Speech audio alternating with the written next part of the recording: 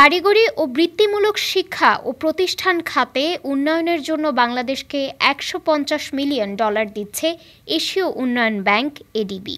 ৩ August রাজধানীর শেরেবাংলা নগরের NEC সম্মেলন কক্ষে বাংলাদেশ সরকার ও এডিবির মধ্যে এই চুক্তি সই হয়।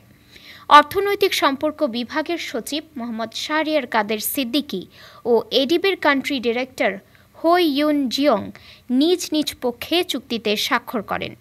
এডিবির পক্ষ থেকে জানানো হয়, এই অর্থ দেশের কর্মসংস্থানের সুযোগ বাড়ানো, দারিদ্র্য ও সামাজিক বঞ্চনা কমানো এবং বিশ্ববাজারে প্রতিযোগিতামূলক সক্ষমতা তৈরির লক্ষ্যে ব্যয় করা হবে।